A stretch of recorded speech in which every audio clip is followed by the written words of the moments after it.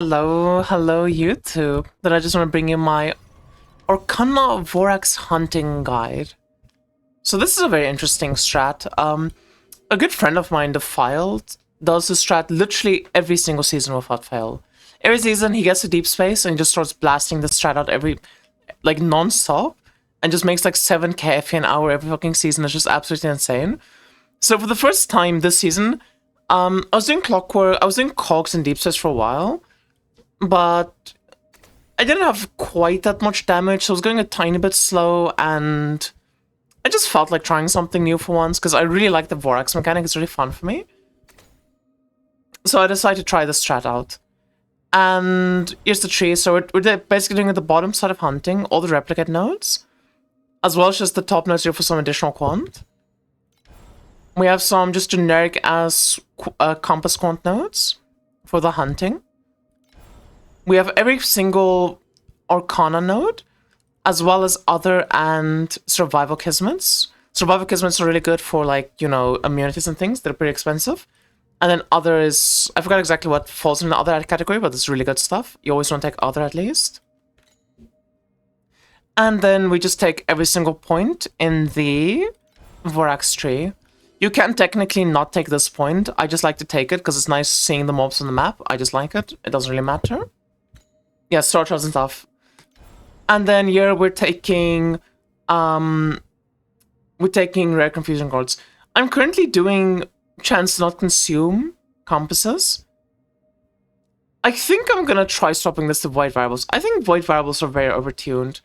This averages out to about 13 FE per map that you're making. I wouldn't be surprised if void variables does average out to more than 13 FE per map. But it really is, like, up to you which one of these two you do. I don't think the drop con's really worth it. I think both of these make a bit more sense. But either or is, like, doable. I'm gonna try void variables for a while and see how that feels to me. Now... Oh, and then the compass setup that we're gonna be doing is... we're going to be doing... Faded Arcana Compass, Gold Arcana, Gold Vorax, Sandlord, and then Replicate Hunting. So I don't want to mention about Sandlord, because we're in deep space, you get full level 8 workers. Sandlord's just absolutely an insane mechanic.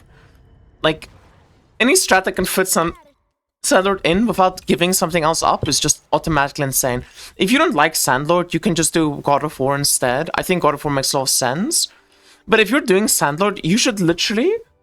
every, you know, 30 to 60 minutes or however long you want to wait, just come in, do your gliders, collect your, like, 400 plus FE injection, and then just continue with your mapping. And, like, you'll very, very quickly with the strat get full level 8 pets, and you're just going to be owning of Sandlord. And not only that, but the airships genuinely just... I've made probably, like, more than 20k FE this season just from airships. Airships are, like, absolutely broken. You can get so much FE from just getting, like, bulk blend materials back from the airships. So this is a pretty unlucky one. We're not getting, like, any commencing battles. So because we're not getting any commencing battles, we're going to be making quite a lot less than we could have been making. But we still made 244 FE just right now from the Sandlord.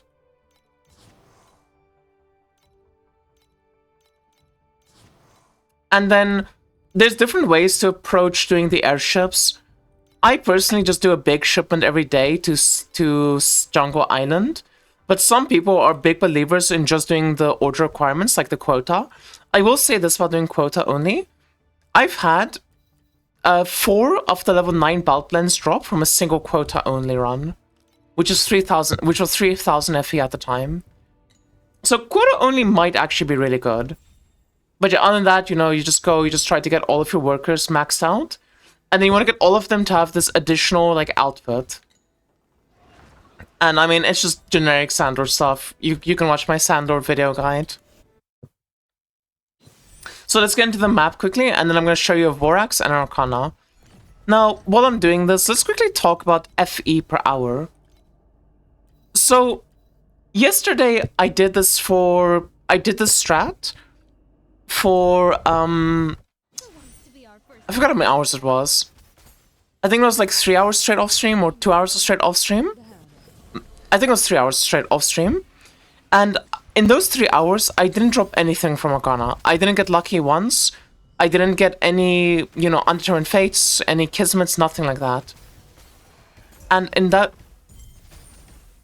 in those 3 hours, I was averaging 4,000 FP per hour, which was quite substantial. That is really fucking good. Now, in today's mapping session, we've been at it for over 5 hours straight now. We've done almost 80 maps. You know, the maps are pretty fucking slow because you're doing Arcana on things. Arcana does take a while. And in those in these 80 maps, we have dropped 3 undetermined fates. And we have been doing 5,000 FE per hour. So I'm gonna ask you to ignore the fact that it says 4.7k, because we were actually doing some AFK time inside of a map, which made the scope drop down a lot. But prior to the AFK time and stuff, this was about 5.2k per hour that we were consistently doing. Now, obviously, you can see total duration 8 hours, in-map duration 5 hours. I am not the most efficient mapper. I'm a streamer. I do streamer things. I'm a lot more efficient off stream. But even then, like, I was making 5k an hour. And this is not including some lucky drops that aren't mentioned. Now, my Vorxes today were completely ass. But I did drop 3 undetermines, as well as 1 good kismet.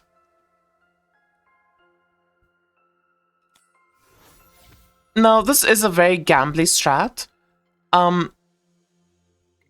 This is a very gambly strat because you're essentially just going in and praying to just get lucky, basically, in Arcana and Vorx and everything. Vorx is pretty consistently gonna generate you FE. Like, as long as you're good at the Vorx mechanic, you are gonna just make profit doing Vorx always. But Arcana, you're gonna have a lot of you're gonna have a long sessions and stretches of just not making any FE at all doing Arcana. And that's okay. That is completely okay. You don't have to freak out or worry about it too much.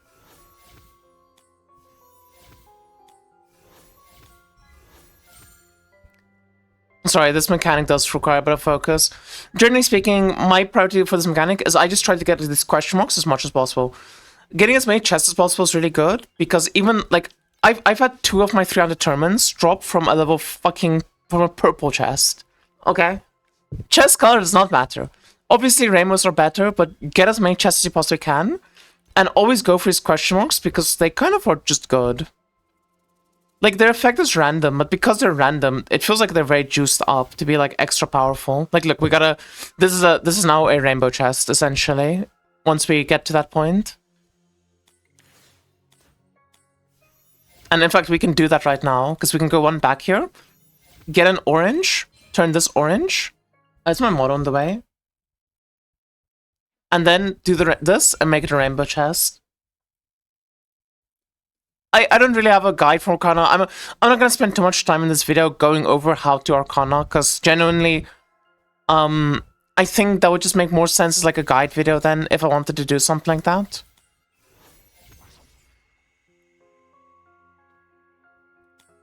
But if you want an Arcana guide, I can try to make one. I don't think I'm a master of Arcana yet. I think I need to practice this mechanic even more and just get more reps in. I am, however, considering to making a guide for Vorax. Because the Vorax mechanic has a lot of complexity to it, a lot of strategy to it. And I do think that there's some interesting things you can do in that mechanic, and I've actually been gathering some pictures and stuff specifically to make the guide for people. So if that's something you want me to make, like, I'll go out of my way and make sure to get it done. Let's see. This is a bit tough.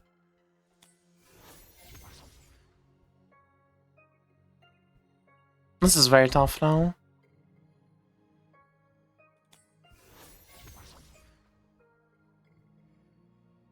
Oh, we're on like no HP. I didn't realize my HP ran out. Oopsie. Oh, I was yapping way too much, Funk. I completely misplayed this. Like I said, I need practice. Fuck it, let's just go 6. Surely we get something good. And the answer is we do.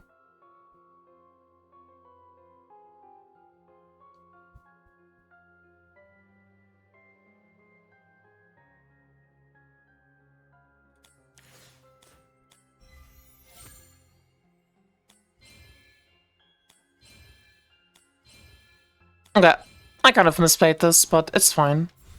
It's kind of hard to do this mechanic while talking, especially when I'm still like not used to it.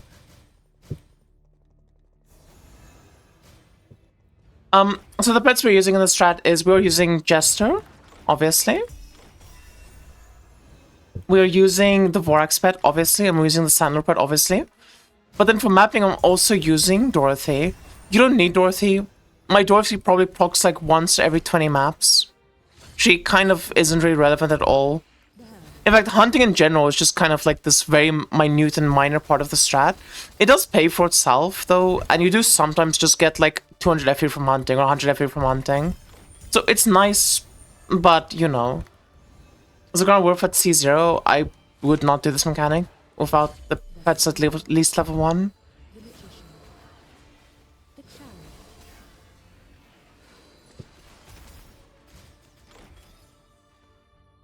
And even then, I don't know how good it's gonna be at even like at level 1, but I just don't know. And this is how most of your accounts are gonna look, by the way. This is completely trash. I'm getting nothing. This is just a waste of time. I'm not getting any FE. This is literally how 98% of your accounts are gonna look like. And then you're gonna have the one Arcana, we make 6,000 FE. And this was not the one, unfortunate. So in this Arcana, we made 200 FE. So overall, we are down. Like, this Arcana, we are down right now. We did not make any profit. But that's okay. Because your Vorax and your hunting is like a consistent income. Even if you go on like this massive dry streak of Arcana, as long as you're doing Vorax and you're doing hunting, you're going to be making profit. And as soon as you get any like big hits on your Arcana, you're just up massively in the green. You just easily go up to like 5k FE per hour, 6k FE per hour, 7k FE per hour. I believe the fault yesterday was doing this mechanic. And over the course of 10 hours, he made 4.5k FE per hour. And then today, he did like another 8-hour session or something, or 10-hour session. And he was doing 6k per hour. And obviously, like, there's a bit of variance, you know, day to day. Just gonna have different amounts of RNG. Different amounts of, like... Anytime you hit a Kismet, you could have hit, like, a GG Kismet. Even if it's, like, an 80 FE Kismet. So there's definitely a lot of, like, randomness in our kind of mechanic. But it really does pay off in the long run. I remember my first like 3 hours doing Arcana when I was first testing out the strat was so bad that I was really trying to find ways to like replace Arcana because I liked the Vorax and hunting aspect so much. I just didn't like the Arcana. And now I'm like fully converted. Yeah, so we just dropped a hunting emblem. So the hunting emblem alone just pays for the entire map. And that's like why we do hunting. It's pretty cheap and very often we'll just give you an entire map's worth of FA. And like it always pays for itself, but often it will also pay for like your hunting and your... It'll also pay for your Kana and your Vorax. So let's do the Vorax. Now, Vorax is a very interesting one. There's a lot of different strats and I'm trying out different things to like make videos about the strats so I can make it a guide. But my go-to strat is literally just go for Agitos. Like, this is such a good Agito setup, I'm just gonna reroll again and pray. Okay. And as soon as you have Agitos, I mean, it's just over, you just win already. Okay, unless you just get unlucky.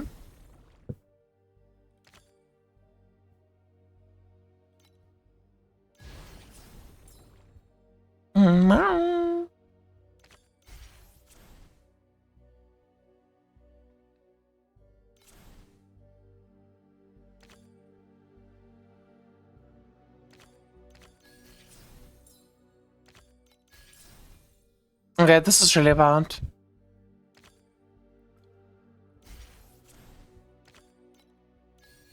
This is really bad.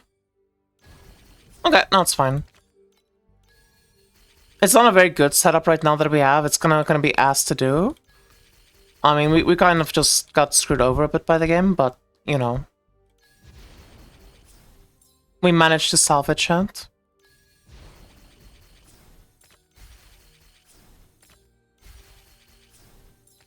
So you need to get to at least 750k to get the rainbow. So we're not gonna get the rainbow right now, which is pretty bad. I think you can pretty consistently get the rainbow. But at the very least, if you're not getting the rainbow, at least getting 6 red, like, it's a very skill-based mechanic, but it's also very RNG, and you just need to kind of get practice and reps in. Like, a lot of times when I'm trying, like, new shit out, like, I'll just have multiple sessions, or, like, I'll just have it multiple times completely flop for me. I get no reds, you know. But that's part of experimenting. It's like Balatro, right? This mechanic is just Balatro. You just need some practice. You just need to get your practice in, your reps in.